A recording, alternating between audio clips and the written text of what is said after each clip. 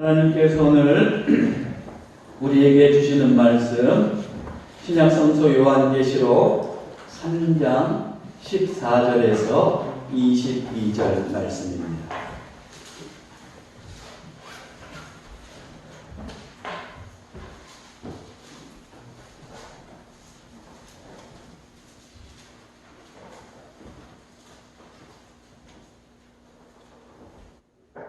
이 계시의 말씀을 우리 한 절씩 교독하겠습니다. 라오디게아 교회의 사자에게 편지하라. 아멘이시오 충성되고 참된 증인이시오 하나님의 창조의 근본이시니가 이르시되 내가 내 얘기를 아노니 내가 참도 아니하고 끄덕지도 아니하도다. 내가 차든지 끄덕든지 하기를 원하노라. 내가 이같이 미지근하여 뜨겁지도 아니하고 차지도 아니하니 내 입에서 너를 토하여 버리리라. 내가 말하기를 나는 부자라 부요하여 부족한 것이 없다오나 내 공부한 것과 가련한 것과 가난한 것과 눈먼 것과 멀고벗은 것을 알지 못하는도다. 내가 너를 권하노니 내게서 불로 연단한 금을 사서 부유하게 하고 흰옷을 사서 입어 벌거벗은 수치를 보이지 않게 하고 안약을 사서 눈에 발라 보게 하라. 무릇 내가 사랑하는 나를 충만하여 징계하노니 이러므로 너희가 열심을 내가 되게 하라. 볼지어다 내가 문 밖에 서서 두드리노니 누구든지 내 음성을 듣고 문을 열면 내가 그에게로 들어가 그와 더불어 먹고 그는 나와 더불어 먹으리라. 이는 그에게는 내가 내 보좌에 함께 앉으리라. 주기를 내가 이기고 아버지 보좌에 함께 앉은 것과 같이 하리라. 다 같이 귀 있는 자는 성령이 교회들에게 하시는 말씀을 들을지어다. 아멘.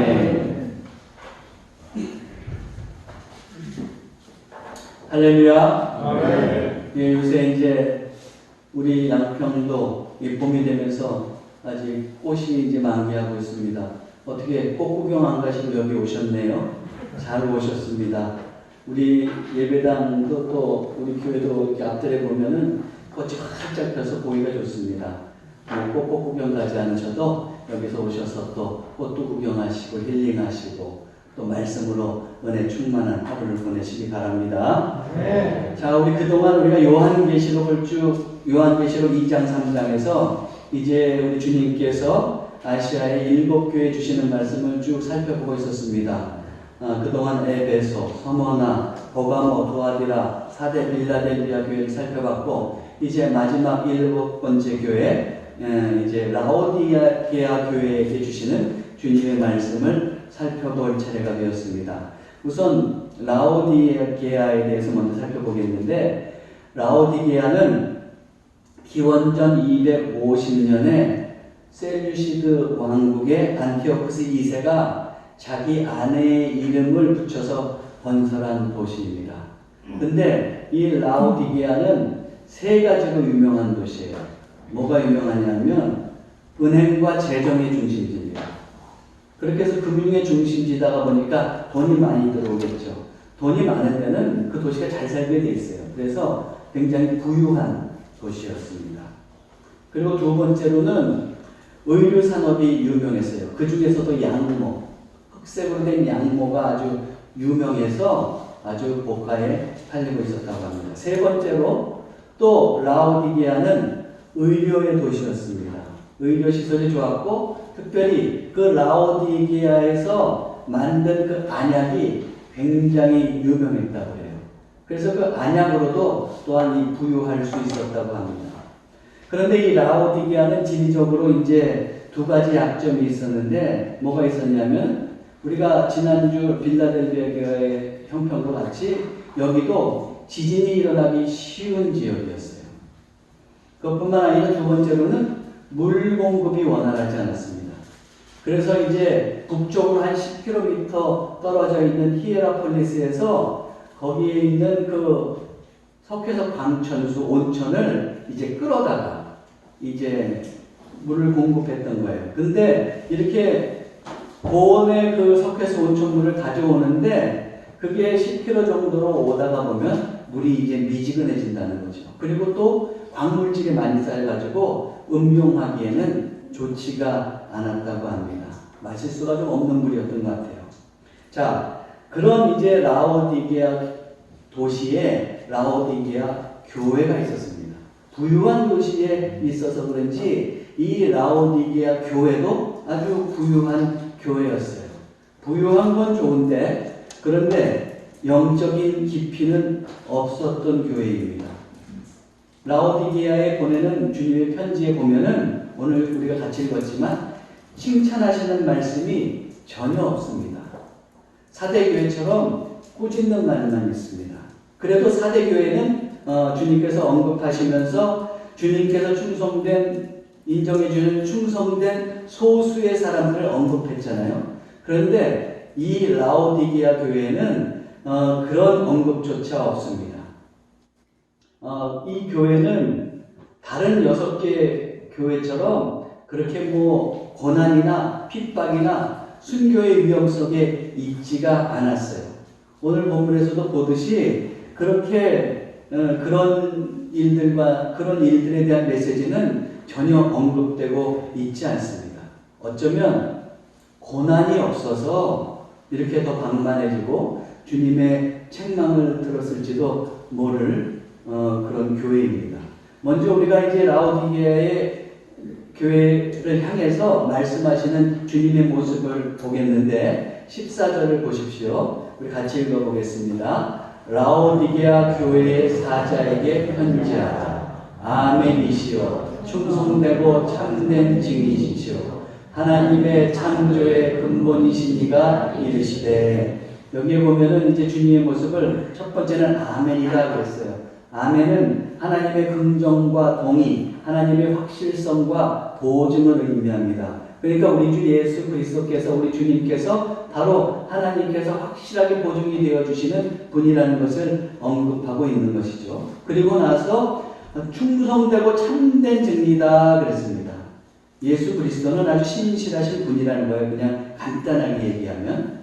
왜 이렇게 아멘이시여 충성되고 참된 증인이시란 말을 하고 있느냐? 라오디게아 교회는 이런 주님의 모습과는 달리 하나님이 보증할 수 없고 신뢰할 수 없는 그런 신앙 상태에 있기 때문에 이런 것을 빗대서 말씀하시는 겁니다. 뿐만 아니라 우리 주님은 또 어떤 분이세요? 하나님의 창조의 근본이시다 그랬어요. 성부 하나님께서 창조하실 때 그 창조 때에 함께 하셨던 분이라는 거예요. 만물의 근본이십니다.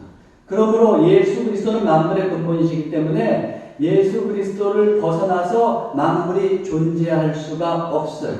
굳이 이렇게 이런 말씀을 하시는 이유는 라오디게아 교회는 부유하다가 보니까 자신이 이제 자신의 삶을 통제한다고 착각하고 그리고 오히려 예수님을 자기 삶의 주변부로 몰아냈던 겁니다. 그들은 예수 그리스도를 부인하지는 않았어요. 신앙생활을 했습니다.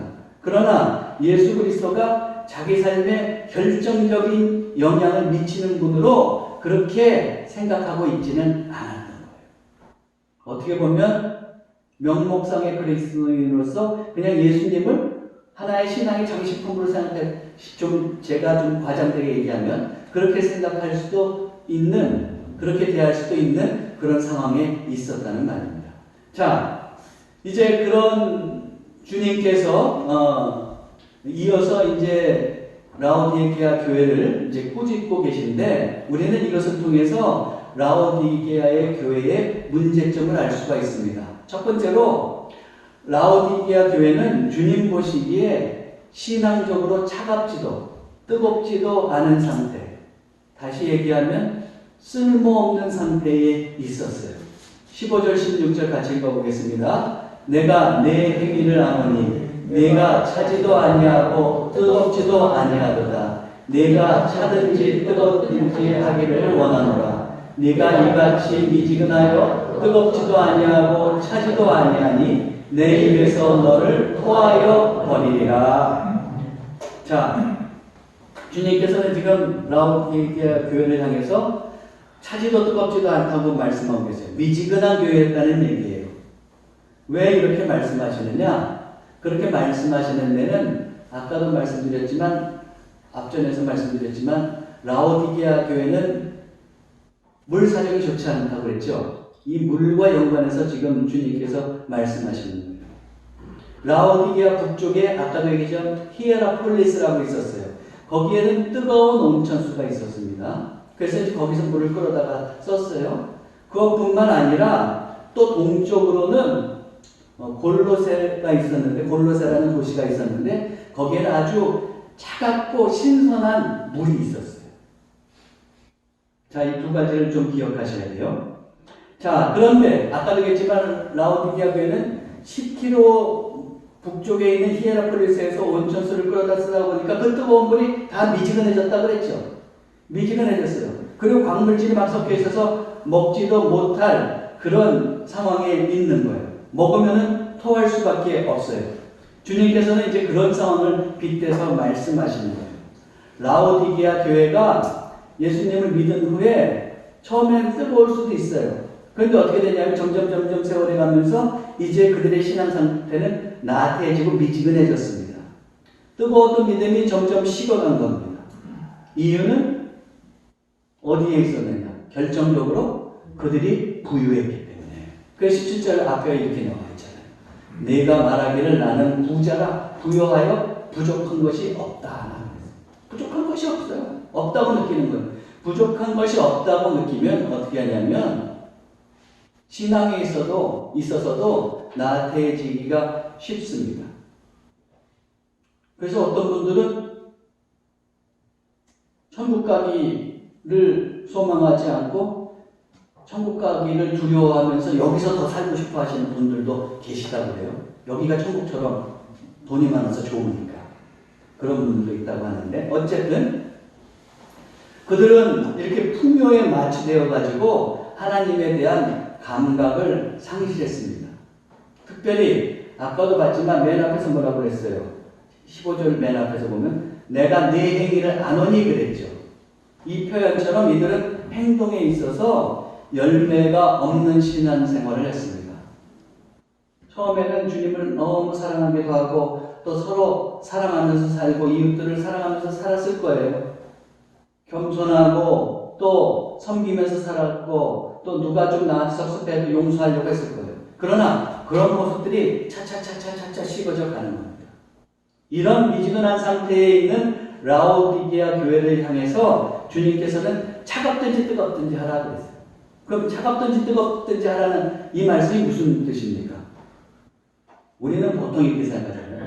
예수님을 뜨겁게 믿든지 아니면 믿지 않든지 둘 중에 하나 결정해. 이렇게 우리가 그 뜻을 받아들이기도 해요. 그런데 여러분 한번 생각해 보세요. 우리 주님은 한 생명을 천하보다 더 소중하게 생각하시죠. 그리고 이 라오디게아 교인들은 이미 예수님을 믿고 있어요. 그럼 너 믿든지 말든지 마음대로 해. 하나 결정해. 그러면서 믿지 않기를 원하실까요? 그렇지는 않을 거예요. 그렇다면 이 차갑든지 뜨겁든지 하라는 말은 무슨 말이에요? 아까도 얘기했던 것처럼 그 물과 비유해서 봐야 되는 거예요. 너희들 히에라폴리스에 있는 워낙에 있는 온천수는 뜨겁지 않냐? 그렇게 뜨겁든지 아니면 골로새 동쪽에 있는 골로새의 물은 차갑고 시원하지 않느냐? 그렇게 차갑든지 그런 물이 제대로 된 역할을 하듯이 너희들도 제대로 된 성도의 역할을 하라. 고대 중동에서는 식생활 풍속에 따르면 이런 게 있어요. 그들은 아주 뜨거운 물을 먹든지 차가운 물을 먹지 미지근한 물을 먹지 않는다는 거예요. 제단에서 사용하는 물도 뜨거운 물을 사용하든지 찬물을 사용하지 미지근한 물은 사용하지 않는다는 거예요. 미지근한 물은 쓸모없다고 생각을 했어요.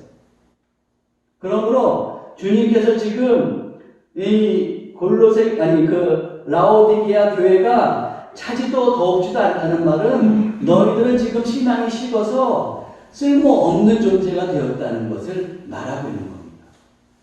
그렇기 때문에 제대로 되게 정말로 물의 역할을 제대로 하는 히에라폴리스의 물처럼 또는 골로새의 물처럼 너희들도 제대로 된 역할을 해야 된다고 촉구하고 계신 거예요. 그리고 그 미지근한 상태에 있으면 어떻게 되느냐. 히에라폴리스에서 온 물, 그게 미지근한 물인데 이제 광물질이 많이 들어서 마시면 사람들이 토할 수밖에 없는 것처럼 니네가 계속해서 미지근한 상태에 있으면 너희를 토해버리겠다. 이렇게 주님께서 말씀하시는 거예요. 자, 그러면 여기서 한번 우리를 돌아보죠. 우리는 어떻습니까? 요즘 뭐 경제가 어렵다고들 합니다. 물론 어려워요. 힘들어요. 물가도 많이 오르고 뭐 이렇게 공공요금도 많이 오르고 기름값도 많이 올랐습니다. 그러나 여러분 한번 생각해 보세요. 지금 이때보다 과거에 어느 때가 더 삶이 좋았습니까? 지금처럼 편안하고 안락한 때를 우리가 과거에는 살지 않았어요. 물론 좀 어렵지만 그래도 그나마 우리는 풍요 속에서 살고 있습니다. 과연 우리는 근데 이런 풍요 속에 살면서 하나님을 향해서는 어떻게 하고 있냐. 그 풍요에 도취돼서 우리 하나님은 내 중심에 모시지 못하고 오히려 주변으로 내 삶의 주변으로 몰아내고 있지는 않는다는 겁니다. 내 신앙생활이 그저 우리 하나님이 나의 하나의 장식품에 불과하지는 않느냐 하는 말입니다. 언제부턴가 우리는 하나님의 말씀이 내 삶에 결정적인 역할을 하지 못해요. 주님의 뜻대로 살지 못합니다. 주님께서 사랑하라고 하셨지만 사랑하지 못해요. 용서하지 못해요. 섬기며 살지 못해요. 겸손하지 못해요. 그래요. 주님 보시기에 우리도 라오디게아 교인들처럼 쓸모없는 존재가 되지는 않았는지 돌아볼 필요가 있다는 말이에요. 두 번째로 라오디게아 교회는 자기 성찰이 없는 교회였어요. 17절 말씀 한번 보세요. 같이 읽어볼까요? 내가 말하기를 나는 부자라 부요하여 부족한 것이 없다나 하면서 여기 더 계속 읽어볼까요? 내 공부한 것과 가련한 것과 가난한 것과 눈먼 것과 벌거벗은 것을 알지 못하는도다. 지금 보세요. 이 라오디게아 교회의 교인들은 물질적으로 부자인 상태에 있다 보니까 부족한 것이 전혀 없다고 느끼는 거예요. 그러다가 보니까 자신의 영적인 상태를 점검하지 않습니다. 이들이 부자인 게 죄가 아니에요. 우리가 정직하게 정당한 부의 축적이 죄일 수는 없습니다. 그러나 라오디게아 교인들은 부로 인해서 안락에 빠지고 그래서 바른 믿음 생활에 대해서 주의를 기울이지 않았습니다. 라오디게아 교회는 앞에서도 말씀드렸지만 지진에 취약한 도시라고 그랬어요. 그래서 주 60년에 대지진이 일어나가지고 그 도시가 폐허가 됐습니다. 그랬을 때 로마에서 그 라오디게아 도시가 그렇게 폐허가 됐다는 소식을 듣고 원주를 해주려고 그랬어요. 우리가 원주해줄까? 그런 거예요. 그랬을 때 라오디게아 시민들이 필요 없습니다. 우리가 할 수 있습니다. 워낙 돈이 많으니까. 그 자체적으로 도시를 재건했는데 과거에 있던 건물보다 더 웅장한 건물을 짓고 아주 완벽하게 도시를 재건했다는 거예요. 여러분 한번 보세요. 풍요로운 라오디게아 도시가 로마의 도움을 필요로 느끼지 않는 것처럼 풍요로운 라오디게아 교회가 하나님의 도우심을 전혀 필요로 느끼지 않고 있는 상황이었죠. 그러다가 보니까 어때요? 하나님 앞에서 하나님의 도우심을 요청하지도 않고 하나님 앞에서 자기 자신을 돌아보지도 않고 점검하지도 않고 영적인 상태를 돌아보지도 않고 살아가는 거예요. 그런데 이들의 영적인 실상은 어떻습니까? 겉으로 보기에는 번들어한데 오늘 주님께서는 분명히 얘기하는 거예요. 내 곤고한 것과 가련한 것과 가난한 것과 눈먼 것과 벌거벗은 것을 알지 못하는도다. 여기에 보면 5개의 형용사가 나오는 거예요. 곤고하고 가련하고 가난하고 눈멀고 벌거벗은 것. 이 5개의 형용사가 나오는데 이 5개의 형용사는 라오디게아 교회의 상황과 연관해서 주님께서 말씀하시는 거예요. 먼저 세 개의 형용사, 곤고하고 가련하고 가난하다 그랬어요. 라오디게아 교회가. 결론적으로 얘기하면 라오디게아 교회는 영적으로는 가난한 교회라는 거예요. 주님과 더불어 살면서 주님과 교제하면서 신앙적으로 살면서 영적으로 부유한 교회가 아니고 가난한 교회라는 겁니다. 가난하다는 것을 강조하기 위해서 오히려 세 개의 단어를 썼는지 몰라요. 너희는 부유하다고 지금 니네가 잘났다고 살아가지? 근데 너네 가난해. 그것뿐만 아니라 아주 곤고한 영혼이고 가련한 영혼이다. 그렇게 말씀하십니다. 그것뿐만 아니라 그들은 영적으로 눈이 멀었다고 그러네. 근데 라오디게아는 뭐로 유명하다고 그랬어요? 의료와 안약으로 유명하다고 그랬잖아요. 그들은 그 라오디게아에서 나온 안약을 쓰면서 눈이 밝다고 생각했을지는 몰라요. 외적으로 눈이 밝은 줄 알았는데 내적으로 어느냐? 어떻게 되어 있느냐? 영적으로 눈이 멀은 거예요. 영적인 실상을 모르고 살아가는 거예요. 영적으로 무뎌진 사람들로 살아가는 겁니다. 그것뿐만 아니라 벌거벗었다고 그랬잖아요. 라오디게아는 또 뭐로 유명하다고 그랬어요? 의류, 양모가 유명하다고 그랬죠. 비싼 양모를 팔았어요. 그 양모를 걸치고 자기는 멋진 사람으로 생각할지 모르지만 영적으로 보면 벌거벗은 수치스러운 자라는 거예요. 그렇게 주님께서는 외적인 것과는 달리 아주 내적으로 영적으로 이렇게 지금 그 자기 성찰이 없고 아주 뭐라 그럴까 가난한 가운데 있으면서 영적으로 눈 멀고 또 수치롭게 살아가는 것에 대해서 지적하고 있는 겁니다. 자, 오늘 우리들도 마찬가지예요. 우리가 풍요로울 수 있고 좀 더 건강할 수 있고 그리고 어떻습니까? 멋진 외모로 옷을 입고 살아갈 수 있어요. 그러나 그런 것과 더불어서 내가 외모는 단정하게 입고 살아가고 있지만 하나님 앞에서 하나님께서 내 중심을 탁 들여다보실 때 나는 과연 어떠한가 돌아볼 필요가 있습니다. 과연 이 라오디게아 교인들처럼 겉은 멀쩡하지만 속은 썩어 문드러져 가고 있는 그런 존재는 되고 있지 않은지 정직하게 돌아볼 필요가 있다는 겁니다. 이제 주님께서는 이런 라오디게아 교회를 향해서 권면하세요. 자, 뭐라고 권면하십니까? 18절, 19절 같이 읽어볼까요? 내가 너를 권하노니 내게서 불로 연단한 금을 사서 부유하게 하고 흰옷을 사서 입어 벌거벗은 수치를 보이지 않게 하고 안약을 사서 눈에 발라 보게 하라. 무릇 내가 사랑하는 자를 책망하여 징계하노니 그러므로 네가 열심을 내라 회개하라. 먼저 19절 말씀을 보겠어요. 주님께서는 아주 통렬하게 라오디게아 교회를 책망하셨어요. 꾸짖으셨어요. 근데 그러고 나셔서 뭐라고 그러셨느냐? 무릇 내가 사랑하는 자를 책망하여 징계하노니 그러므로 내가 열심을 내라 회개하라 이렇게 말씀하세요. 왜 책망하셨다고요? 라오디게아를 사랑하시기 때문에.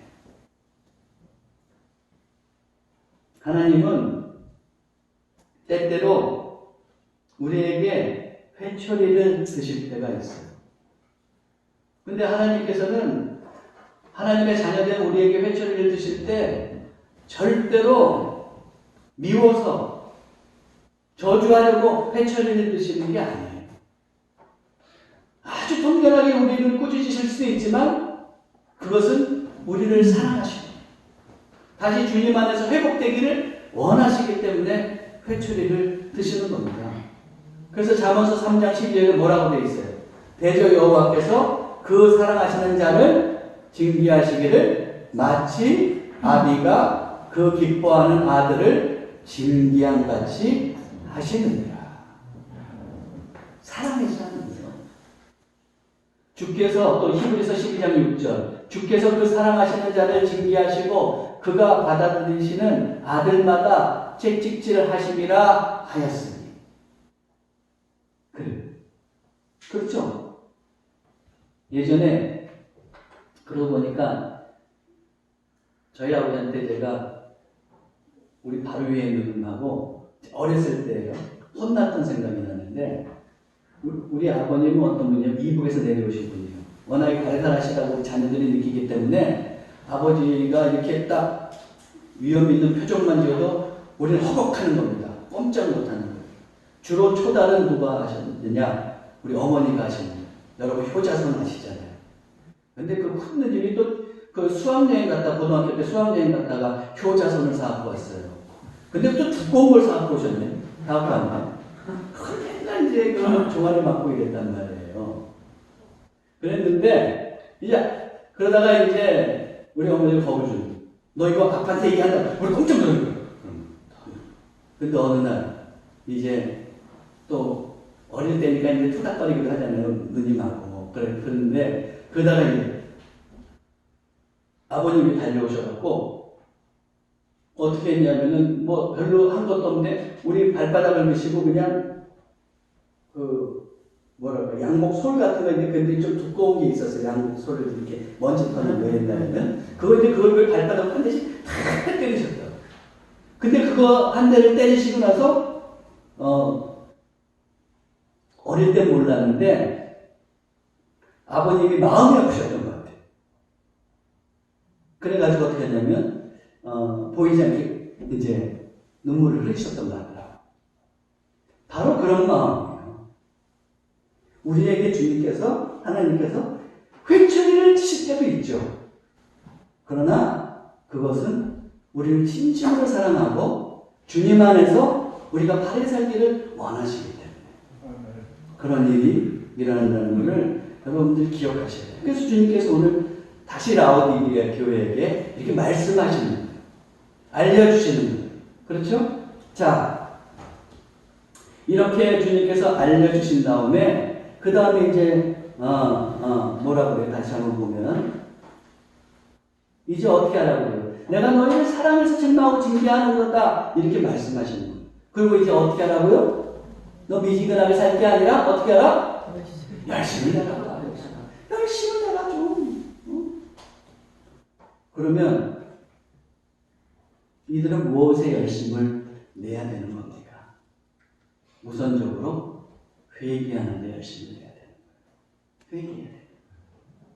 삶에서 돌아서는 적극적으로. 그래서 자기 삶을 고쳐가야 되는 겁니다.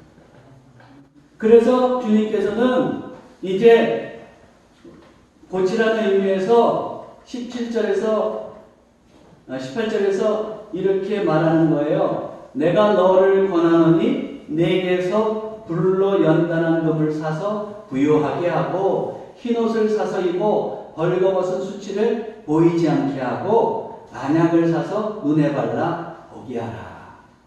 보면 첫 번째 세 가지를 지금 이야기하고 계세요. 불로 연단한 금을 사서 부요하게 하라. 불로 연단한 금이란 건 뭐냐면 불로 연단했다는 것은 아주 단단하게 만든다는 거예요. 단단하게 되라는 거예요. 단단한데 금이라 그랬어요. 금은 어때요? 고귀하죠. 그래서 어떻게 하는 겁니까? 이 아주 단단하고도 고귀한 믿음의 사람이 되라는 말씀이에요. 또 두 번째로 흰옷을 사서 입으라고 했잖아요. 주로 흰옷은 어떤 의미를 사용하냐면 지금 이런 것도 다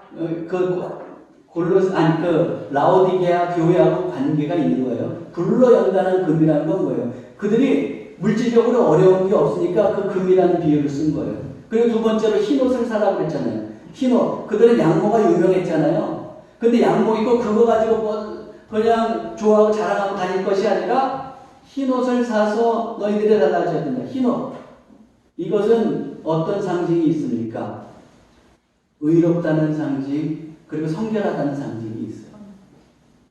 라오디게아 교회는 너무 풍요하기 때문에 예수 그리스도를 믿고 자기가 구원받았는데 그래서 하나님부터 의롭다고 하는 그런 하나님께서 주신 의를 받았는데 그거를 만족할 상황에 있어요. 그러지 말고 믿음으로 얻은 그 의, 그 믿음을 잘 지켜나가라는 말이에요. 그것뿐만 아니라 더불어서 성결하게 생활하라는 말씀입니다. 세 번째는 뭡니까? 안약을 사서 눈에 발라 보게 하라. 그들이 지금 그 라오디게아에서 나오는 안약은 발라서 외적인 눈이 건강할지는 모르지만 내적으로는 어두워져 있잖아요. 어두워져 있으면 어떻게 돼요? 하나님의 뜻을 잘못 판단하는 거예요. 오판하는 거예요. 그러다 그런 길로 갈 수 있거든요. 많은 사람들이 우리가 지금 요즘 이단의 그 위협들을 많이 보게 되는데 왜 이단에 빠져요? 다 영적인 눈이 어두워져 있고 거기에서 세대당해서 그러는가? 눈이 밝아야 돼요. 영적인 눈이 밝기를 주님께서 원하고 계신 겁니다. 자, 이제 주님께서는 이렇게 세 가지를 권면하셨어요. 회개하면서 그 잘못된 삶을 돌아서기를 원하고 계시죠. 자, 그러면 이제 라오디게아 교회는 그동안의 삶을 회개하고 새 삶을 살아야 됩니다. 자, 그러면 새 삶을 살아야 되는데 어떻게 하면 새 삶을 살 수가 있어요?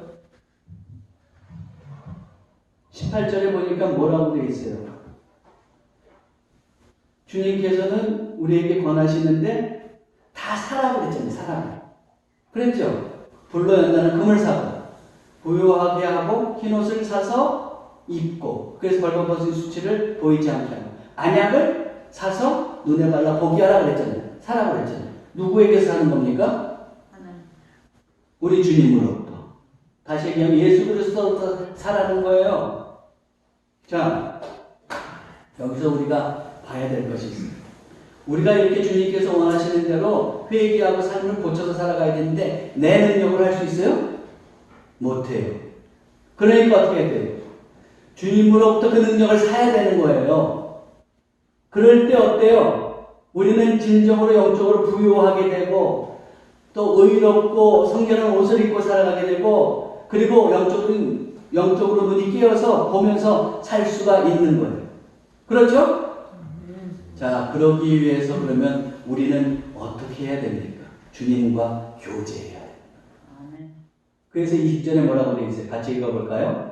볼지어다 내가 문 밖에 서서 두드리노니 누구든지 내 음성을 듣고 문을 열면 내가 그에게로 들어가 그와 더불어 먹고 그는 나와 더불어 먹으리라. 주님께서 이제 마음의 문을 열으시는 거예요. 우리에게 선택할 기회를 주십니다. 그때 우리가 문을 확 열고 주님을 모셔드리는 거예요. 옛날 고대에서는 더불어 먹는다는 건 뭘 얘기하는 거냐면 교제를 말하는 교제. 그렇게 해서 우리가 주님과 교제하게 될 때, 주님과 교제하게 되면 주님께서 내 삶을 이끌어 가세요. 그뿐만이 아니라 잘못이 있을 때 무엇이 잘못됐는지 깨닫게 하세요. 그리고 우리가 그것을 깨닫고 고치려고 할 때, 결심할 때 어떻게 합니까? 내 힘만으로 안 되죠? 그럴 때 주님께서 능력으로 함께 하시면서 우리를 도와주시는 거예요. 그래서 우리는 능히 그 일들을 감당할 수 있는 겁니다. 그래서 나와 교제하자, 나와 교제하자 그러시면서 이 말씀을 하고 계신 겁니다. 그러므로 우리가 정말로 주님의 뜻에 합당하게 살아가려고 하면 무엇보다도 우리 예수 그리스도와 함께 교제하면서 그러면서 동행하면서 살아갈 필요가 있습니다. 이제 주님께서는 약속의 말씀을 주십니다. 뭐라고 주십니까? 21절 같이 읽어볼까요? 이기는 그에게는 내가 내 보좌에 함께 앉게하여 주기를 내가 이기고 아버지 보좌에 함께 앉은 것과 같이 하리라. 보세요. 주님께서는 예수님께서는 야 너희 그렇게 이기고 이제 나와 같이 동행하면서 회개하고 그리고 나와 교제해서 이제 내가 원하는 그 삶을 바르게 살아가게 되면 그럼 어떻게 되는 거예요? 내가 내 보좌에 앉혀줄게. 예수님 보좌에 함께 나란히 앉게 해주신다는 거예요. 근데 예수 그리스도는 누구와 함께 앉아 계세요? 그 성부 하나님과 함께 앉아 계시잖아요. 무슨 말이에요? 우리가 삼위일체 하나님과 나란히 앉아서 그 하나님 나라에 이르렀을 때에 거기서 하나님과 교제하는 영광을 주신다. 이 얼마나 놀라운 일입니까? 우리도 그런 영광에 이르러야 되지 않겠습니까? 자, 말씀을 정리하겠어요. 주님께서는 믿음에 있어서 미지근한 라오디게아 교회 교인을 향해서 꾸짖으시면서 열심을 내라 그랬어요. 근데 무엇에 열심을 내요? 열심으로 회개하기를 원하십니다. 회개하면 고치고 살아가죠? 회개하고 마음만 그냥 회개했다고 해서 회개된 게 아니잖아요. 뉘우쳤다고 해서 된 게 아니잖아요. 삶으로 열매가 맺어져야 되잖아요. 근데 그 삶으로 맺어져 갈 때 내 힘으로는 할 수 없어요. 그러니까 주님께서는 우리가 열심으로 또 주님과 예수 그리스도와 함께 교제하며 살아가기를 원하십니다. 사랑하는 성도 여러분, 그동안에 우리의 삶이 좀 미지근한 신앙이 있을 수도 있었습니다. 신앙의 삶이었을 수도 있습니다. 그러나 오늘 말씀을 통해서 여러분 다시 한번 열심을 내서 나에게 부족했던 점 주님께 회개하고 또 열심을 내서 주님과 교제하고 주님께서 원하시는 삶을 온전히 살아가시기 바랍니다. 그래야 해서 여러분들 주님을 기쁘시게 하고 마지막 날에 하나님 나라에서 주님과 영원히 교제하며 살아가는 영광을 누리시기를 주님의 이름으로 축원합니다. 기도하겠습니다. 사랑의 하나님, 저희들은 라오디게아 교회처럼 풍요로운 시대에 살고 있습니다. 그 풍요로 인하여 주님 보시기에 쓸모없는 사람이 되지 않게 하옵소서. 주님 앞에서 자신을 성찰하는 것을 게을리하지 않게 하옵소서. 이제 믿음에 있어서 열심을 내게 하옵소서. 회개하게 하시고 고치게 하옵소서. 그러나 내 힘으로는 할 수 없사오니 무엇보다도 주님과 교제하며 능력 있게 새로운 삶을 살게 해 주옵소서. 우리 주 예수 그리스도의 이름으로 기도하옵나이다.